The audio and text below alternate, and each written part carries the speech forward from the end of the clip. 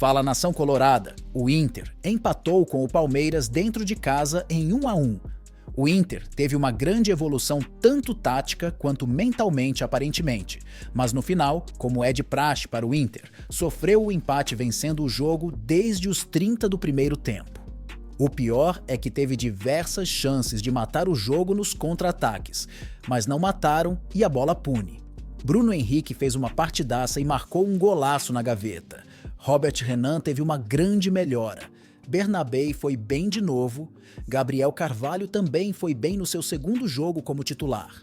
A mídia do centro falou sobre esse empate do Inter com gosto de derrota, por levar o gol no final.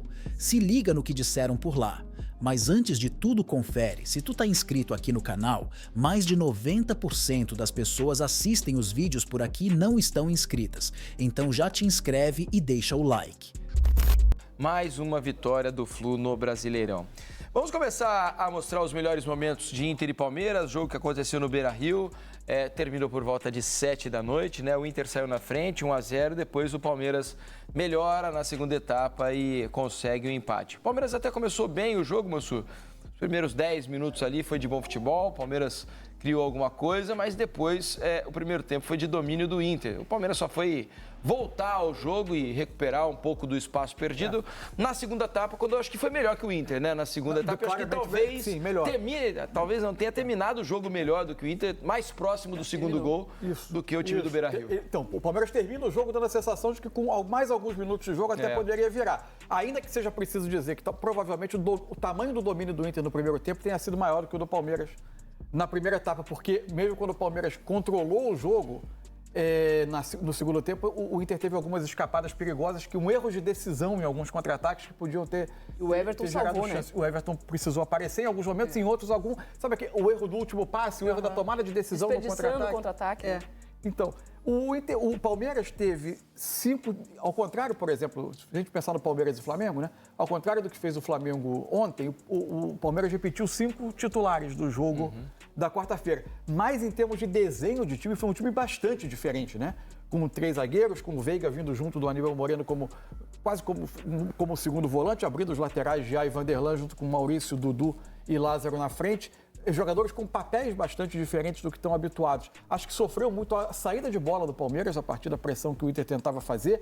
E uma jogada como... Aqui a gente está vendo o Bustos atacando em diagonal à área. Alguns movimentos que o Inter fez e provavelmente pensar... Esse é o lance que acaba no gol, no chute de fora da área do Bruno Henrique. Que chute, hein? Provavelmente o Roger planejou isso pensando em tentar mover um pouco um Palmeiras que marca muito por encaixe individual com perseguição. Então, a mobilidade, por vezes, vinha o Rômulo atacando em profundidade, por vezes o Bustos fazendo essa diagonal e o Palmeiras acabava tendo dificuldade nessas perseguições que ele faz.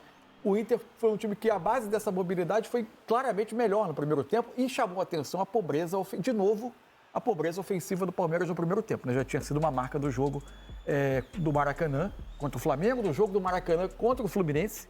O Palmeiras, nesses 2 jogos, praticamente não criou nada e o primeiro tempo hoje de novo.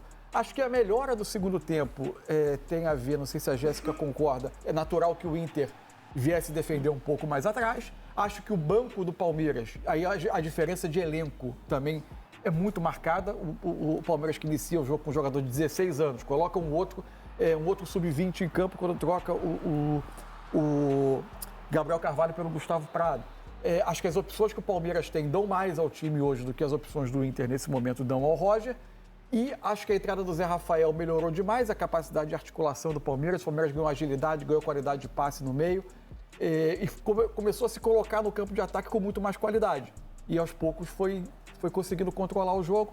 Teve um gol anulado, teve que seria o terceiro gol anulado até que ele foi o gol de empate. Eu achei que essa aproximação do Veiga ali na primeira fase de criação, junto do Aníbal, era para corrigir essa carência ofensiva de criação que o Palmeiras teve nos últimos jogos. Mas não funcionou. Tá faltando uma conexão ali dessa primeira fase para a segunda. E ainda piorou a marcação, né? Piorou a marcação de uma forma envolvente, não tem acontecido.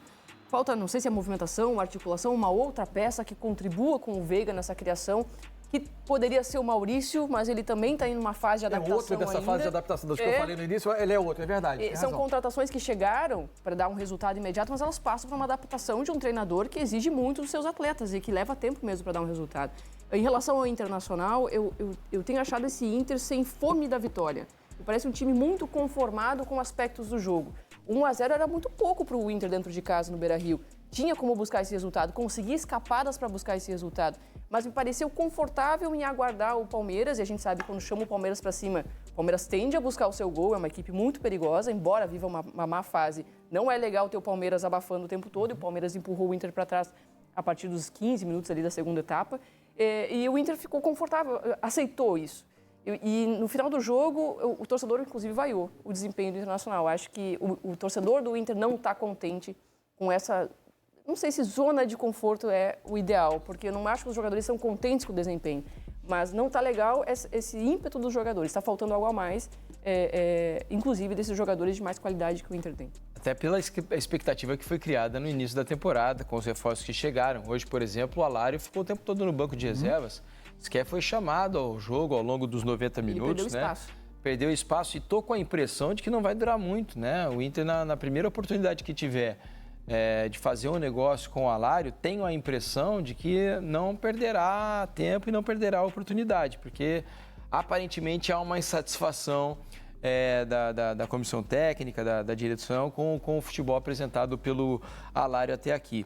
Sobre o Palmeiras, ainda nas adaptações, no momento de voltar a jogar, o Dudu está nessa também, né? Ah, sim, claro. Porque o Dudu passou um longo período afastado por causa de lesão, né? Tá tentando voltar a jogar. O primeiro a sair do jogo hoje. Claramente tá sentindo a falta de ritmo, né? A falta de competitividade, tá com dificuldade ali na mobilidade, né? Dudu, que sempre foi um jogador muito ágil, muito rápido, de mudança de direção.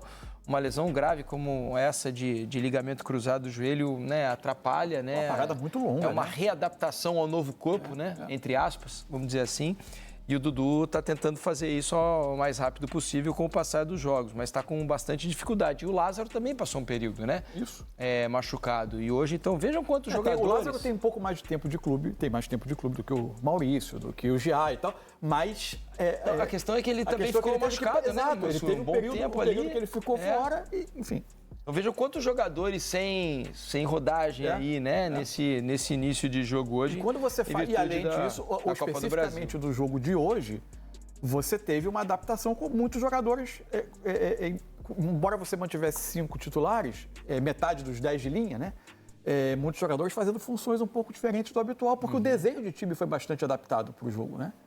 E acho que faltou velocidade ao Palmeiras, né? No primeiro tempo. No segundo tempo melhora com a entrada do Rony. É natural que o Palmeiras ganhasse em profundidade. Entrou bem o Rony no jogo. Entrou também. bem, algumas vezes apareceu até em impedimento, mas foi importantíssimo. O gol foi muito bonito, né? O lançamento foi do menino, o lançamento, né? Pro Rony. O lançamento foi do menino. Rocha, não? Foi do Marcos Rocha? Tive a impressão de ter sido o Gabriel Menino, mas posso estar enganado. Mas é difícil. Mas o lançamento do Marcos Rocha, Marcos Rocha. foi do Rocha, um lançamento muito bonito, né? Pro Rony, e o Rony... Que, aliás, quando o Palmeiras belo o segundo tempo, quando o Palmeiras melhora, ele também começou a encontrar bem os laterais dos lados do campo em melhores posições do que no primeiro tempo, né? Por vezes o cruzamento, às vezes, saía com muito pouca vantagem criada. E acho que conforme o Palmeiras começou a controlar mais o jogo por dentro, ele encontrava os laterais. E o Marcos Rocha também acrescentou nessa entrada em relação ao Giai, que também vive esse período inicial dele no Palmeiras. Mas, enfim. Não, Mansur, acho que é difícil a gente diagnosticar exatamente o que é que está dando errado no Palmeiras. Porque tem essa questão dos jogadores que chegam e estão passando por um período de adaptação. Às vezes me parece que é uma questão física, que o time não consegue acompanhar essas marcações encaixadas por uma questão física, um time que sempre foi tão bom em manter compactação, em conseguir não abrir espaço para o acho que também tem a ver com algumas lesões, né, Jéssica? Se a gente pensar que o Murilo voltou hoje, né? Ficou bastante tempo fora. O Lázaro que tinha lesionado. Isso. O Piquerez está fora, que é o titular da posição. O Dudu está voltando. Dudu está voltando. Estevão. Que é um cara importantíssimo. É um cara que estava fazendo ele era a válvula a de escape, diferença. né? Fazia Então, vejam que são vários os jogadores aí que são importantes e que, nesse momento, estão ausentes. Por mais que o elenco do Palmeiras seja bom, quando você pede 4 titulares do nível desses que o Palmeiras perdeu, tem impacto, né? É inegável. Tem bastante impacto. Mas aí a pressão cai em cima do mesmo jeito, né? Ah, sim. Embora que tenha todos esses fatores que a gente está falando, já tem uma pressão muito grande em cima do Abel. E, queira ou não, o Botafogo abriu 6 pontos de vantagem em relação ao Palmeiras, né? Porque o Botafogo foi a 43 com a vitória de ontem sobre o Atlético Goianiense. O Palmeiras está ali com 37, né, atrás do Flamengo, que tem 40. A classificação está aqui atrás. O Flamengo, inclusive, que tem um jogo a menos que Palmeiras e Botafogo. Isso, pode igualar a pontuação do Botafogo. No cenário de um jogo ganho, o Palmeiras ficaria 6 pontos dos dois, né?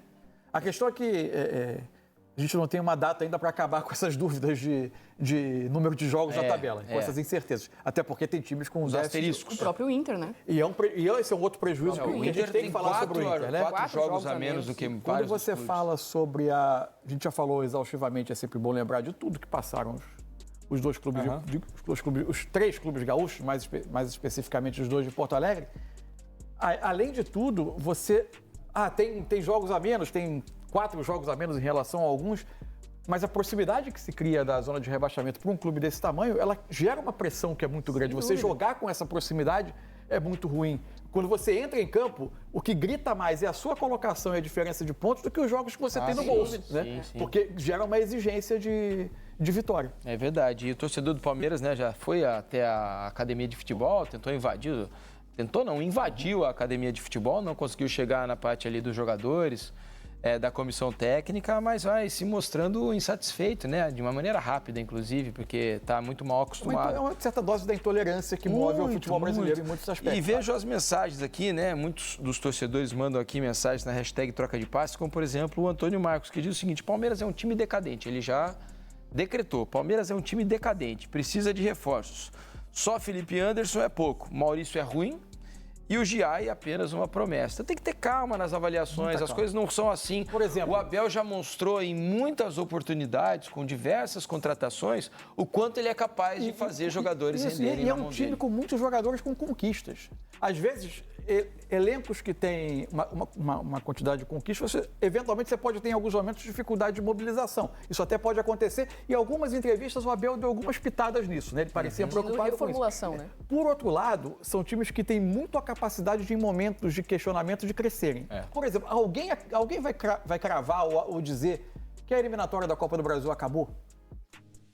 Tá difícil, né? Não. Tá difícil, mas não acabou, claro. Eu acho uma eliminatória aberta. Sim, evidente claro que é a vantagem do Flamengo não dá para desprezar. Mas não dá para dizer que o Palmeiras não tem como mudar essa situação na quarta-feira. E se muda, com todas as críticas que eu faço ao calendário e uma priorização que está se fazendo desse torneio, sacrificando o brasileiro, isso é uma outra questão, ele sai grande disso. É um tipo de jogo que pode mudar uma temporada.